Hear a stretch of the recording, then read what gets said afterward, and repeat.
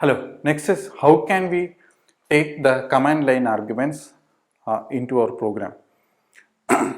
So let's say this is our, so what do I mean by that? So let's say in our input, when I try to run the program, so let's say the file name is a.out. So I'm going to type in ./a.out and maybe I want to pass in some parameter, maybe some string, some file name, let's say. Okay, so let me say some okay, so I want to pass in an extra string which is basically my file.text. So I'm basically telling the program that okay, you'll probably have to open this file or write into this file, something like that. Okay. So the program wants to see what is passed as this parameter. Now how can I do this? So if you want to take any parameters like this, you need to write your main function as follows. You have to write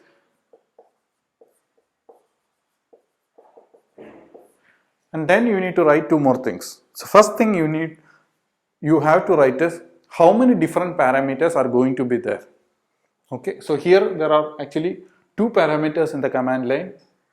This a.out is one and myfile.text is the second one. So there are actually two parameters which is passed. Okay, so the first parameter of main is usually written as, okay, so it's basically the count of the number of arguments which are passed. And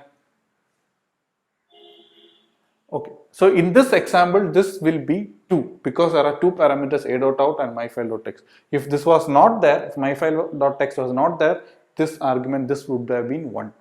Okay, so anytime you run, argc is going to be 1 or greater.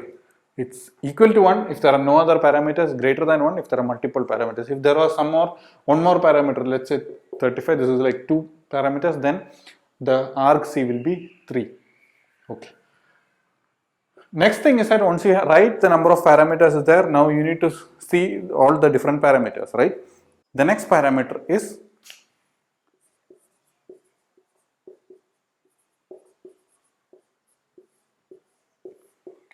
this is usually the way it is.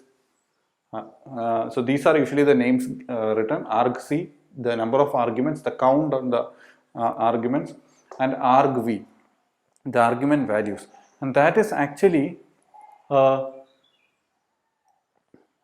an array of character pointers. So let's see how this how this is going to look like. So argv is an array.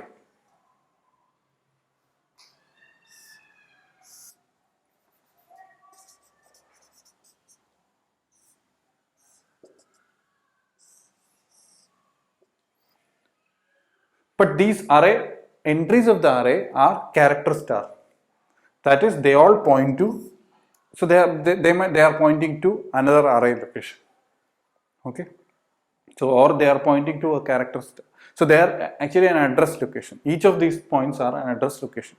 So now, if you have, so let's take this example. If you have a.out and myfile.text, this will be like, this is going to point to, let's say, this address 53. So 53 will be here. This is the address.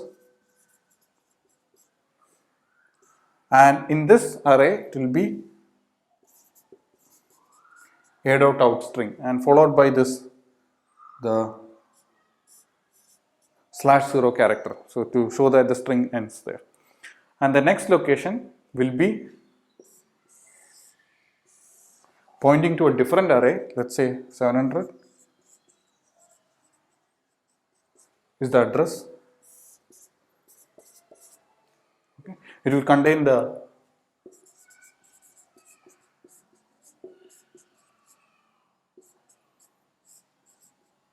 myfile.text. Now, so you can access these strings by saying argv of 0, or if you write argv of 1, you can access myfile.text and then you can use it for your program. That's it. Thank you.